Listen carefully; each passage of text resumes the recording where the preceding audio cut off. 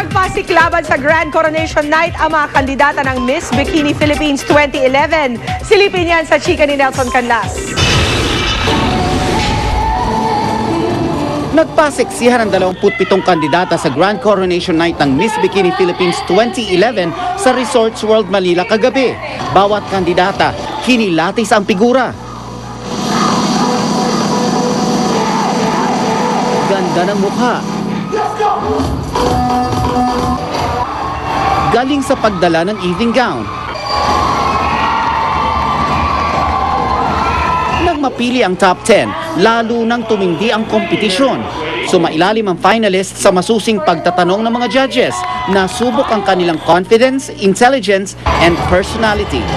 For me, having a young heart, being blessed with beauty and healthy body, I can encourage people around me to have a healthy lifestyle.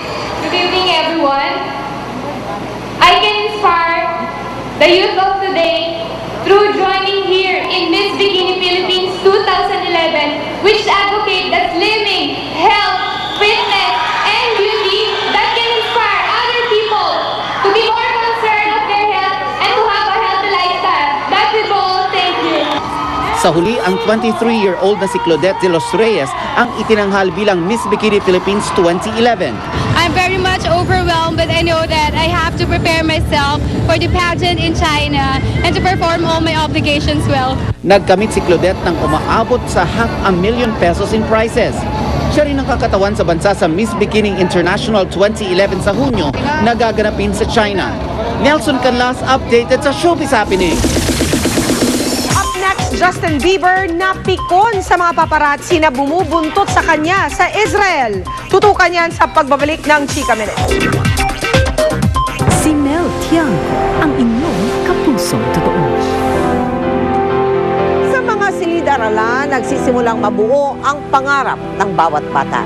Ngunit hanggang ngayon, malaki pa rin ang kakulangan natin sa mga classroom. Sa dami ng pangangailangan, kahit nga ang pamahalaan ay nahihirapan. Ngunit, bukas ang pagkakataon sa lahat na tumulong.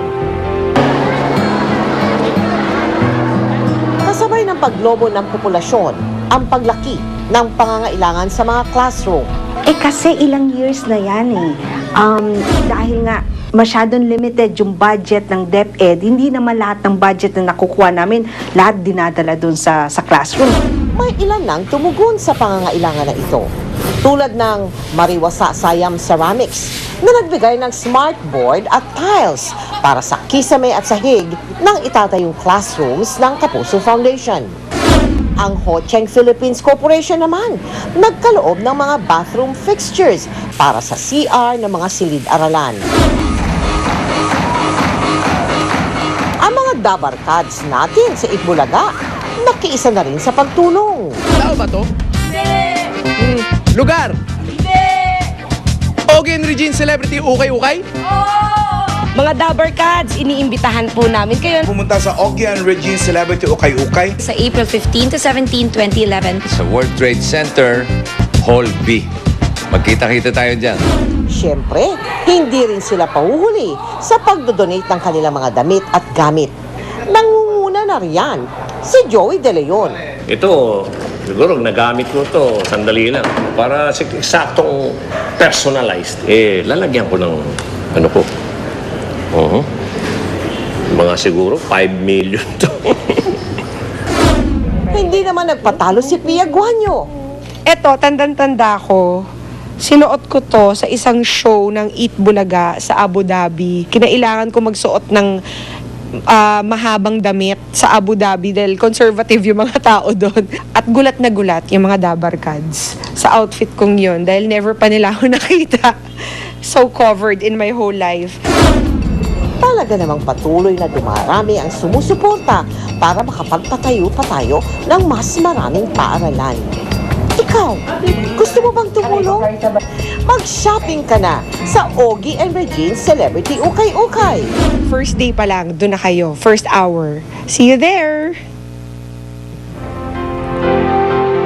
Sa lahat ng mga tumulong at sa ating Dabarkad sa Itbulaga. Maraming salamat sa inyong suporta. At para naman sa mga kasamahan natin sa industriya, bukas pa rin po ang GMA Kapuso Foundation para sa inyong mga damit at mga gamit para sa OG and Regine Celebrity Ukay-Ukay hanggang ngayong Biyernes.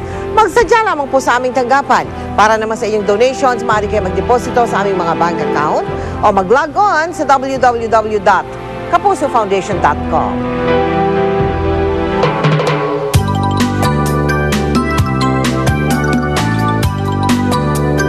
Kilala po ang lalawigan ng Benguet sa matataas nilang mga bundok. Pero alam nyo ba mga kapuso, meron din palang resort doon sa Benguet. Dinarayo po ng mga mahilig mag-swimming. Narito po ang pagtutok ni Bernadette Reyes. Masukal ang daan patungong Itogon, Benguet. Kailangang listo sa palikulikong daan. Pero sa dulo ng halos 1 oras na biyahe mula Baguio, tatamba ng malaparaisong bakasyunan. Ang mga bata, enjoy magtapisaw sa mga kiddie pool. Ang ibang pool na pambata, may slide pa. Kung gusto namang mas may challenge, may mas malalalim na pool. Dito napili ng balikbayan ng Silita Willis magbakasyon kasama ang mga kamag-anak. Mas maganda kasi dito eh. Oo, at saka every year pupunta kami dito. Every year ini-improve ba nila? Ito yung tinatawag na hot tub, kaiba sa hot spring, temperature control ang tubig dito. Kaya depende sa request ng customer, maaaring taasan o babaan yung temperatura. Dito nagbabad si Frendo Baldo na bumiyahe pa ng 7 oras mula Mountain Province para ilublob ang nananakit na kasukasuan. Parang mag-i-stem para maalis yung mga yung kagaya ng may arthritis, maalis. Ang taga-Maynilang si Joshua Tauli at mga barkadang Tubong Baguio, dito rin ang tungo. Pwede magluto sa resort, kaya naman bit-bit nila ang mga kakataying manok. Ano tong manok na to? Ito po yung ipipinikpikan namin. So ito yung kakainin namin for lunch. Maging ang mga chikiting enjoy din. Masaya po kasi maraming pool. May slide at saka po pwede ka pong makapaglaro kahit Sa entrance fee na 20 pesos para sa mga bata at 30 pesos sa mga matatanda, pwede na mag-swimming maghapon. Everyday po namin tinitrain yung pool namin every 5 o'clock in the afternoons para po kinabukasan always clean po and assure na malinis po talaga yung pool. Mahigit na 15 resort ang mapagpipilian nyo dito sa poblasyon Itogon, Benguet. Kaya kahit na isang buong barangay pa kayo magpunta dito, tiyak na meron kayo mapupwestuhan at ma-enjoy nyo ang summer. Mula rito sa Itogon, Benguet, Bernadette Reyes, nakatutok 24 oras. Abangan, dambuhalang eroplano sa New York. Pinangga ang isang maliit na eroplano.